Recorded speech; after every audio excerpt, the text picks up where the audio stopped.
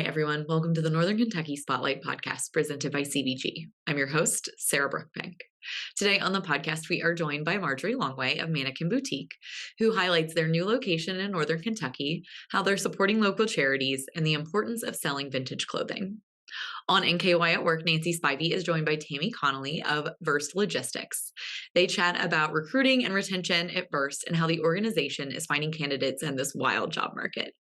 Thank you to our podcast sponsors, CVG, our title sponsor, C Crew Consulting, our digital sponsor, and our episode sponsor, Haran.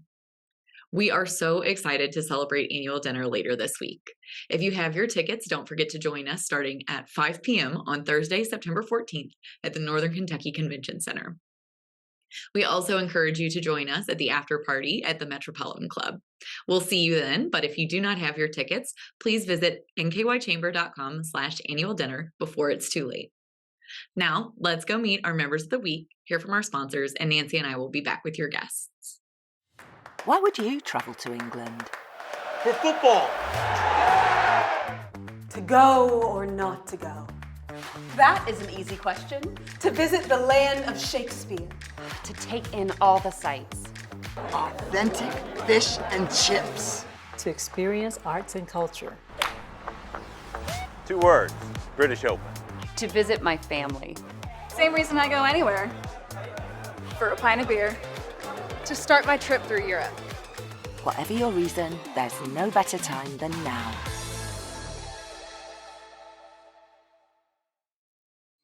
Ranking on Google Search and Maps is easy to understand, but hard to do.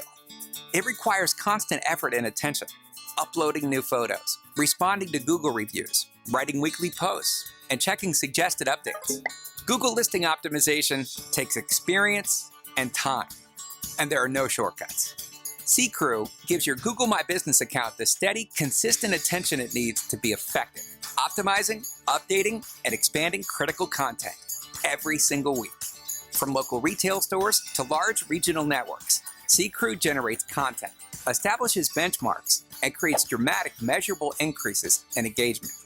So what can C Crew do for your business? More calls, more clicks, more clients. Congratulations to our members of the week. You can learn more about these businesses by following the Northern Kentucky Chamber on social media, where we will highlight one of these businesses each day. Now, let's meet our members of the week. Branzia Gardens and Winery offers a little piece of Italy as a place of beauty and relaxation to enjoy wines and good company. Boone County Schools are committed to ensuring every student is college, career, and life ready. Hue Aesthetics' philosophy is that every patient should have a bespoke treatment plan created especially for them. Boone County Distillery has revived the rich tradition of bourbon in Boone County and continues to grow, including becoming one of the most northern points on the craft distillery trail. Coca-Cola Consolidated is the largest Coke bottler in the United States, and the Erlanger facility is one of the largest soft drink distribution centers in the country. Hi, everyone. Today on the podcast, we are joined by Marjorie Longeway, who is the proprietor of Mannequin Boutique. Marjorie, welcome. Thank you. It's good to be here. Yes. So you guys, Mannequin Boutique has been operating out of Northern Kentucky here for a couple months, but you guys have been a staple in Cincinnati. So tell us about yourselves. Mannequin Boutique is the answer to sustainability, I think. We get wonderful donations from people. We don't turn down anything. If we can't use it, we will pack it up and send it to another small charity. We're all about recycle and reuse. We try to teach our customers, who generally become very good friends, about the brands that we carry, about how well they're made.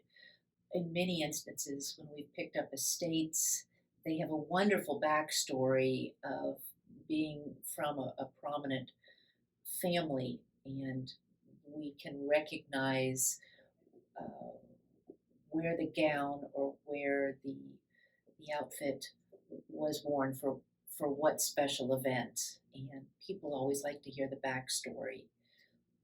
We do not sell any of the Shein or the super fast fashion, and a lot of people aren't aware of how dangerous buying some of the fast fashion is to the kids that are making this in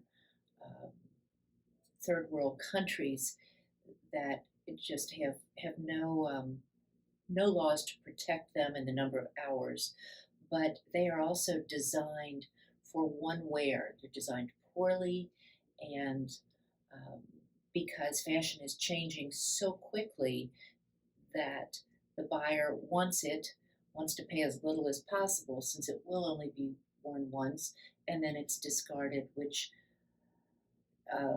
lends itself to millions and millions of pounds of waste that are again, we're full in the United States, so we're shipping all this clothing back to the third world countries. Because things are moving so quickly in fashion, our target audience, our patrons, our friends are looking to be a little bit different, be a little bit more creative in a sustainable way that, again, will make them stand out, look unique. Fashion does move so quickly. It's a way for people to say, let's slow it down. Let's see what a 1940 suit looks like and what was going on at that time. I'm not that old, but I know the history of the garments, so I can tell, a brief history lesson, which I think people want to hear. Again, the backstories of fashion and how it relates to the history of what's going on politically. What, I always like to tell the story of the shoulder pads, and at first you roll your eyes, but then you realize that World War II, the men were sent to war, and women were sent to take their place in the business world. Well, the shoulder pad was designed so that they would look a little more business-like. It had a whole statement around it.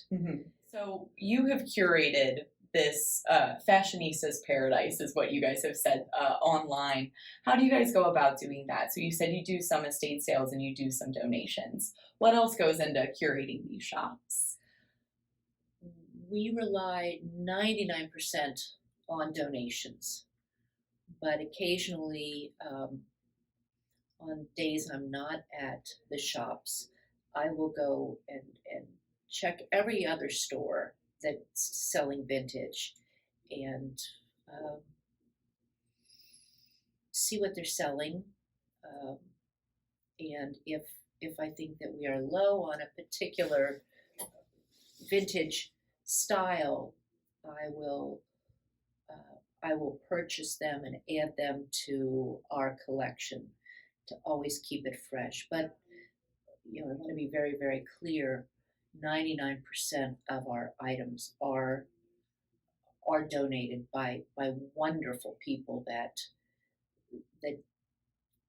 don't want to see it go to a landfill, don't want to see it thrown out, and have dealt with the consignment shops and have found that what they want monetarily and what they're going to get usually don't come close. So they'd rather just say, I'd rather give it to a good home where I know it's going to find a family that will love it. It's because we're not for profit. We can also be candidly honest about when something is tried on, if indeed it fits properly, if we think it looks the best, and I have no hesitation to say, let's find something else. And with shoes, I won't let anyone buy a pair of shoes without trying both of them on and walking around for a few minutes, because I want that shoe to be the most wonderful shoe they've bought and the most comfortable. So I guess that's how we're a little different. Yeah. That sounds like a whole package of an experience where people are coming in and really learning and experiencing this type of shopping that we really don't see anymore. In addition, you mentioned that you guys are not for profit. You guys have a really cool mission. You work with a lot of charities. Can you touch on that? The mission statement is that we wish to give back. We're in a position at this point in our life where we have been so richly blessed that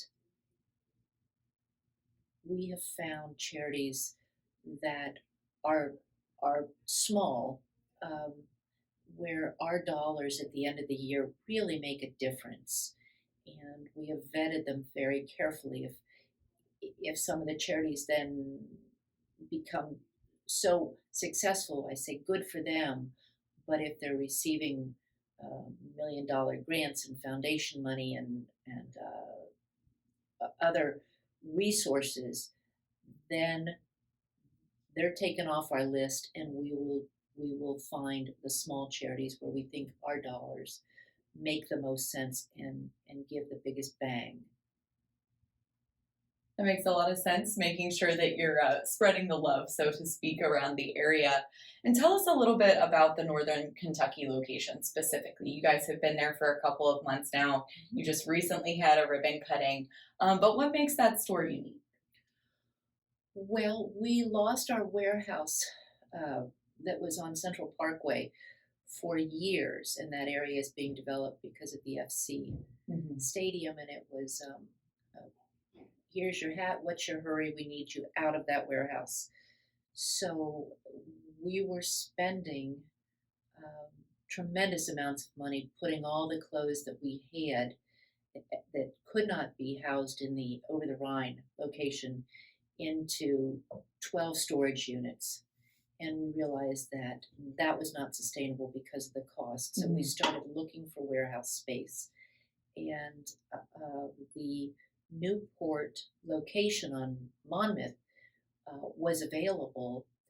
And when we saw how large it was, 8,000 square feet, 2 full floors, we thought we could do this. This could be our warehouse. And we started renovating, and we realized it was far too pretty to be a warehouse. So we made it a second store with all the amenities. This time, our Central Parkway had no heat, no air conditioning, no plumbing. We picked our clothes quickly and got out. This has a gourmet catering kitchen, bathroom, and actual dressing rooms instead of the old painter's cloths. It really is a huge step up, and we actually have air conditioning and heating. But it's got great front windows, so it's I think adds something to Monmouth Street. And that is such a beautiful historic area. It feels like you guys must fit right into that part of the community as well. We think we do. We took the floors down to the original wood when the building was first built. We reopened the grand staircase that goes down to the lower level that had been boarded over. Found the original wrought iron, and it really is a beautiful building. Yeah, well, that is so great that you guys were able to do that, and you're bringing these clothes to a new audience as well. And you touched on this a little, but I wanted to talk about it again, that shift away from fast fashion that we're seeing.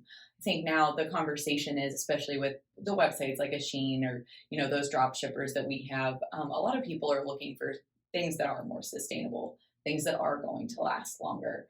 Can you touch on that a little more and what you guys are seeing in that customer base, I guess? Both stores, both the Over the Rhine and Newport, they're a buyer that wants to be educated. They have heard about fast fashion, but a lot of them don't realize what the brands are. Mm-hmm. And when we say, these particular brands have no child labor laws in place, that how they're made and what they're doing to the environment, all of a sudden we move them to other brands that we know are more sustainable. They're going to last longer. They're made so much better, but they're done in better working conditions, or they're vintage enough where they were not mass produced, and so they're really getting a unique item.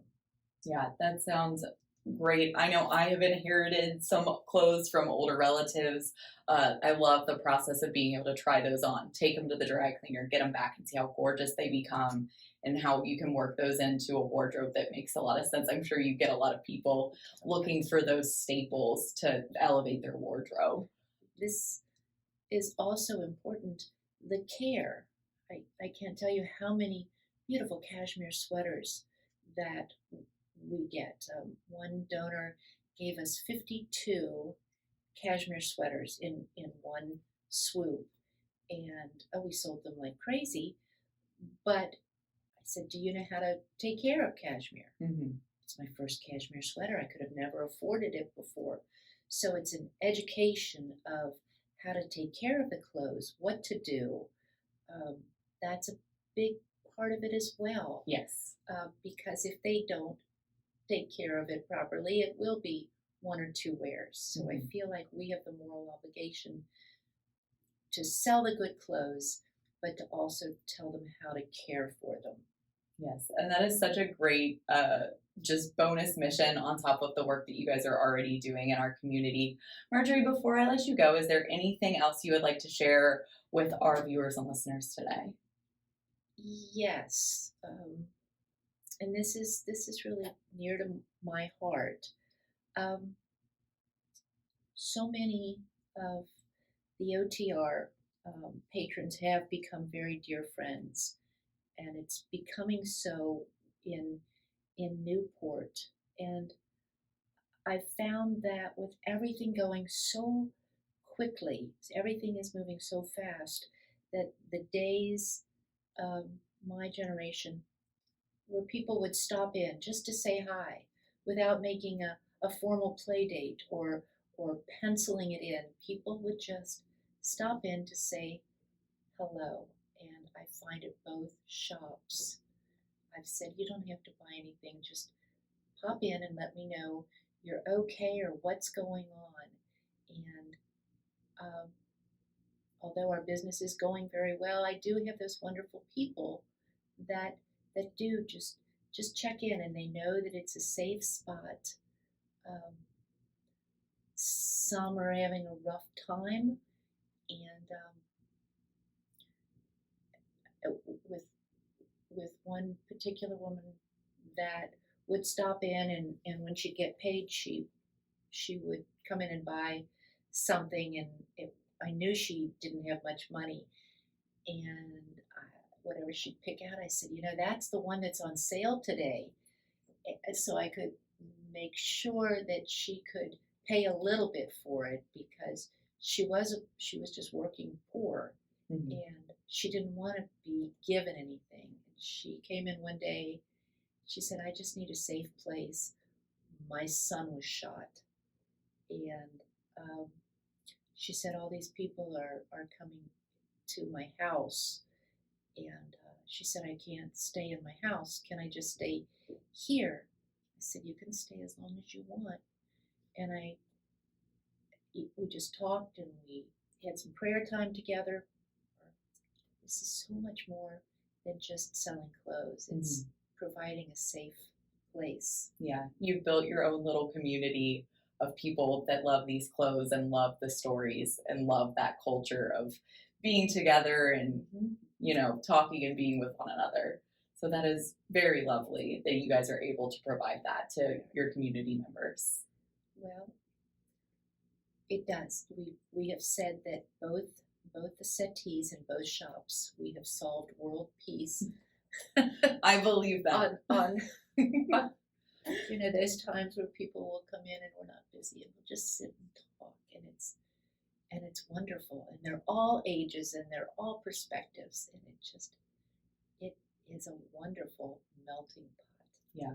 Well, Marjorie, thank you so much for being on the podcast today. I hope that we get more people interested in becoming part of your melting pot. Thank you so much. What an honor to be here.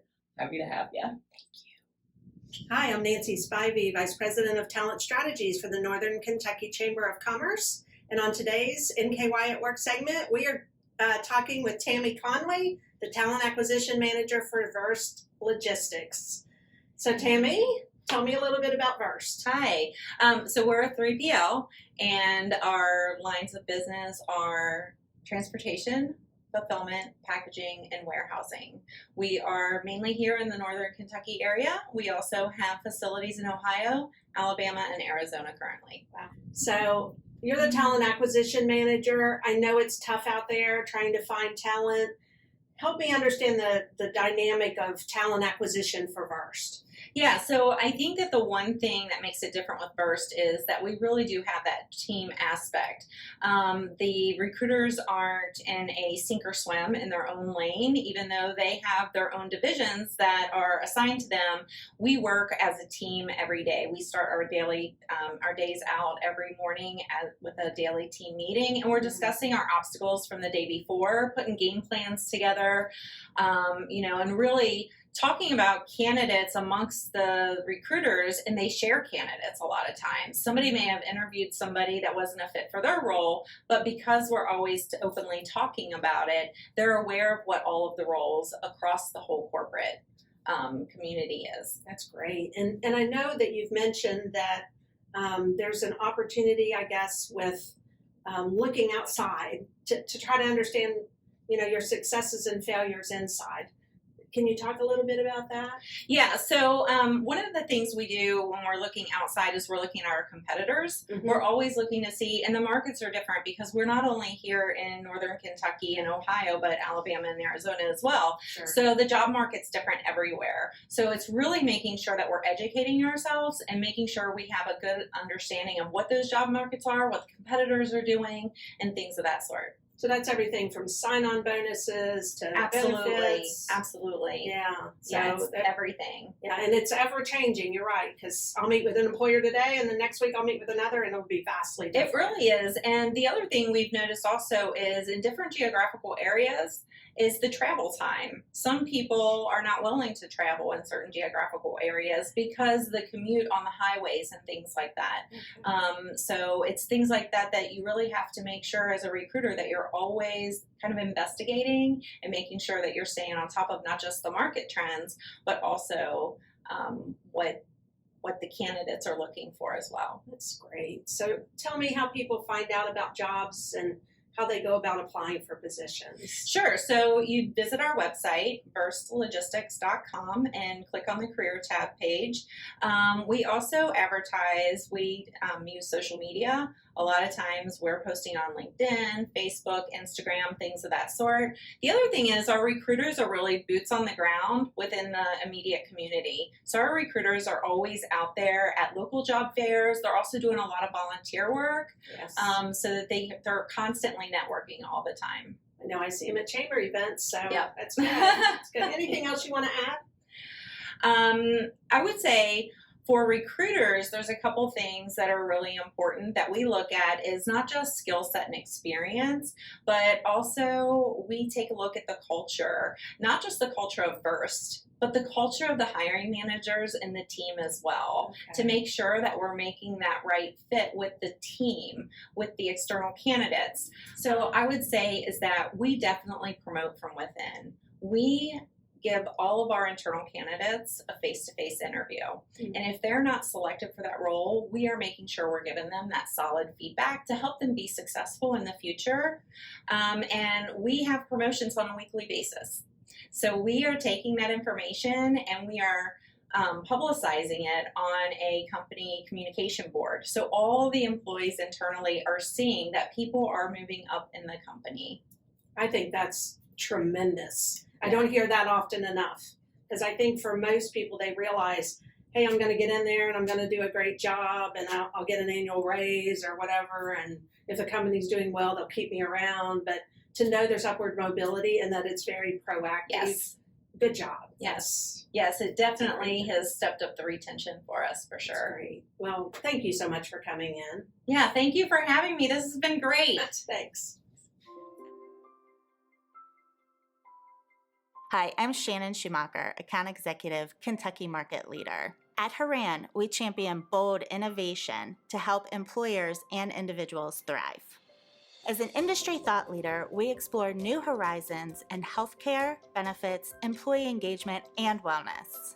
We work harder to deliver all the strategic benefits, planning, and execution you expect from a true partner. And we do it with laser focus on your short and long-term outcomes to help manage your benefits while improving your employee experience.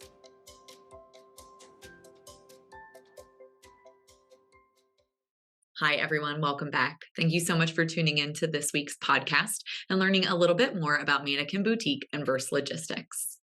Thanks again to our podcast sponsors, CVG, Sea Crew Consulting, and Haran. I can't wait to see all of you at annual dinner later this week. Don't forget that if you don't have your tickets, there is still a little bit of time left. You can get those tickets at nkychamber.com/events or nkychamber.com/annual dinner.